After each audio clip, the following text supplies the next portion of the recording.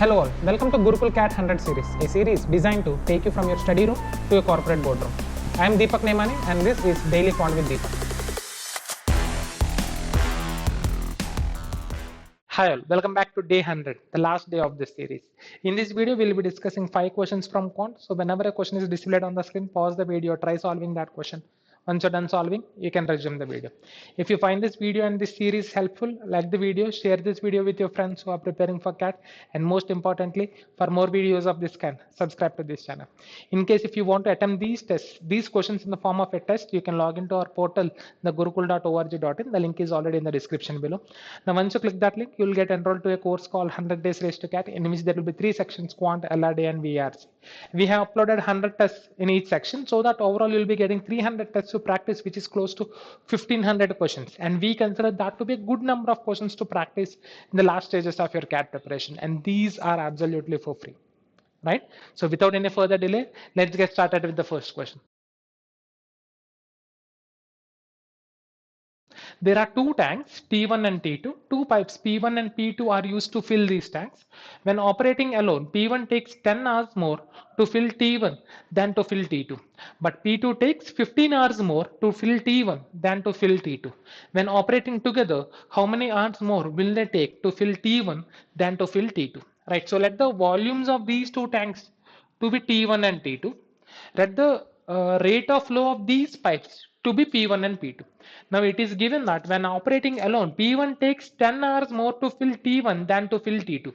So the time taken by P1 to fill T1 would be T1 by P1, and the time taken by P1 to fill T2 would be T2 by P1, and the time difference is given to be 10 hours.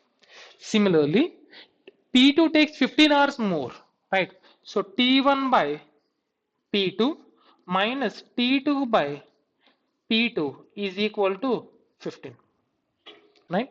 Then what was asked, when they operate together, how many hours more will they take to fill T1 than to fill T2, right? So from the first equation, I can say that T1 minus T2 by P1 is equal to 10.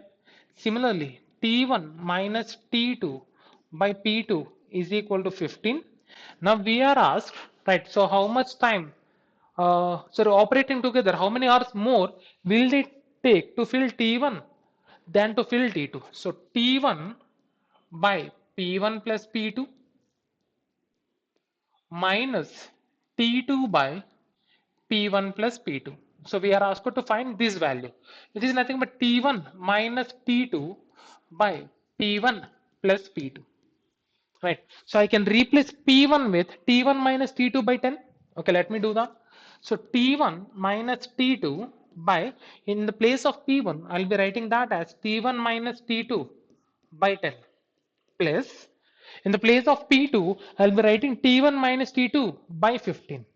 So T1 minus T2 by 15.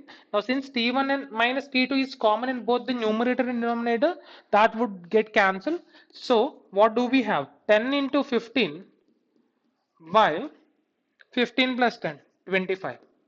So 5 5s, 5 3s, 5 2s. So the answer for this question should be 6 hours. Now coming to the second question, if f of x is equal to mod of 6 minus x plus mod 2 minus x plus mod 1.5 minus x, right, find the minimum value of f of x. Now I can also write f of x as mod x minus 6 plus mod x minus 2 plus mod x minus 1.5 as well, because mod a minus b is same as mod b minus a. Right. Now what is x minus 6? Distance of x from 6. Similarly, x minus 2 is distance of x from 2. And x minus 1.5 is nothing but distance of x from 1.5. Right. So if I consider x here, right, now this is nothing but sum of the 3 distances. So we should be adding this plus this plus this. Now if you observe, there are overlaps and we are asked to find the minimum value of the sum, right? So this portion is in these two and this portion is in these two, right? So we won't be getting minimum value.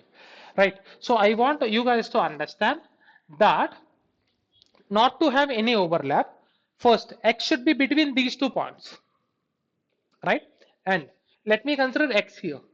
Then this is x minus 1.5, this is x minus 6, and we'll be having x minus 2. Minimum overlap, right? Now, in order not to have any overlap at all, right? So we should be taking the value of x as 2 exactly, right? So if x is 2, this becomes the distance between x and 1.5, and this becomes the distance between x and 6. Now you can see that there is no overlap. So this will give us the minimum value of the sum of the three distances. So the value of x has to be 2. So if I replace x is 2, so this becomes 4, this is 0, and this is 2 minus 1.5. 0.5. So 4 plus 0.5, 4.5. Hence option D becomes the answer to this question. Now coming to the third question, ABCD is a cyclic quadrilateral. Okay, so we have a cyclic quadrilateral. So all the vertices should be on the circumference of the circle. So let this be ABCD. Then what? Length of AB is equal to length of AD is equal to 6 centimeters. So this is 6 centimeters, this is 6 centimeters. And what is the property of cyclic quadrilateral? The sum of the opposite angle should be 180. Done. Right. So length of BC is equal to length of CD, which is equal to 2 root 3. So this is 2 root 3. Now this is also 2 root 3. Now find the length of the segment BD. So we are asked to find the length of BD. Okay. Now let me join AC. If you observe in these two triangles, these two sides are equal, these two sides are equal, AC is the common side. So using SSS congruency, I can say that triangle ADC is congruent to triangle ABC. Right. So these two angles will become equal, right? So they have to be equal, and we know that sum of these two angles is 180. So that's possible when the measure of each angle is 90 degrees.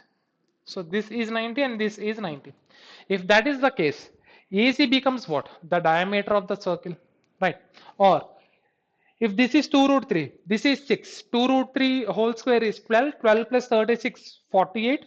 So the length of AC will be 4 root 3, right?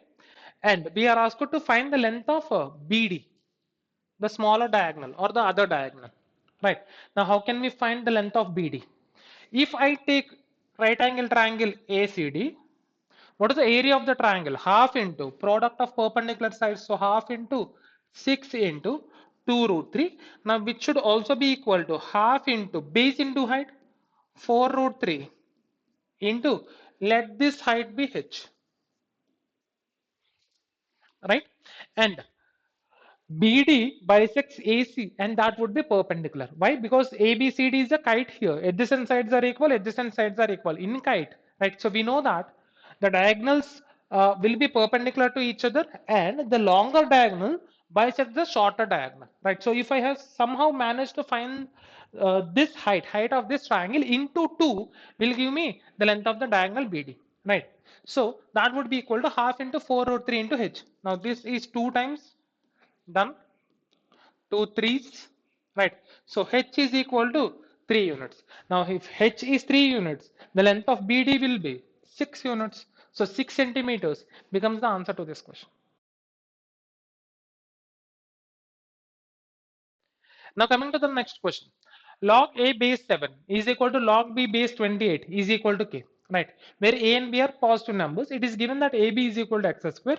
Find log 14 base x. Now let us transform this logarithmic equation to exponential form. So this implies the value of A is nothing but 7 power k. Now similarly log B base 28 is equal to k. So the value of B would be 28 power k. Now we are given with AB is equal to x square. Now what would be the product of these two? 7 power k into I will write 28 k as 7 power k into 4 power k. Now this should be equal to x square. So 7 power 2k into 2 power 2k, my bad, 2 power 2k is equal to x square, or the value of x is nothing but 14 power k. Right? Now what was asked? Find log 14 to base x. So this is nothing but log 14 by log x, which is nothing but log 14 power k, which can be written as k log 14. Now these two will get cancelled and we are left with 1 by k. Hence option D should be the answer to this question. Now coming to the last question. 4 identical balls are kept in boxes A, B and C. What is the probability that one box has at least 3 balls? So first let us find the total number of outcomes. So we need to have 4 identical balls placed in 3 boxes A, B and C. So that would be done in 0 in one box, 0 in one box, 4 in the third box. Right. And these can be rearranged among themselves in how many ways? 3 factorial by 2 factorial ways, because 004, 040, 400. Right. So that would be 3 factorial by 2 factorial, which is nothing but 3 ways. Done. Now 3103 in one box, 1 in the other box and 0 in the third box. Right. So these 3 can be arranged in how many ways? 3 factorial ways. So that means 6. Then what do we have? We are done with 004, 310, 220. Done. So this could be done in how many ways? So again 3 factorial by 2 factorial, because we have 2 2's. Right. So that could be done in 3 ways. Then what do we have? 211. 2 in one box, 1 in the other box and 1 in the third box. Right. So again 3 factorial by 2 factorial, 3 ways. Right. So we are done with all the outcomes. Yes. So you have how many? 3 plus 3, 6, 6 plus 3, 9, 9 plus 6, 15. So in the denominator we'll be having 15. Now what was asked? What is the probability that one box has at least 3 balls? So it should be 3 or more than 3. Right. So in these two cases only, you have one box having 3 or more than 3 balls. Right. So what are the total number of outcomes? 3 plus 6, 9. So 9 threes, sorry, 3 3 is 9, 3 5 is 15. So 3 by 5. Hence option C becomes the answer to this question. Hope you enjoyed learning from today's session. This series is designed to help you with your CAT preparation and practice daily. We are with you in this journey. To watch the next video, click here. And to watch Gurukul's CAT 100 series, study room to boardroom, the entire playlist, click here. If you learned from today's session, like, share and subscribe.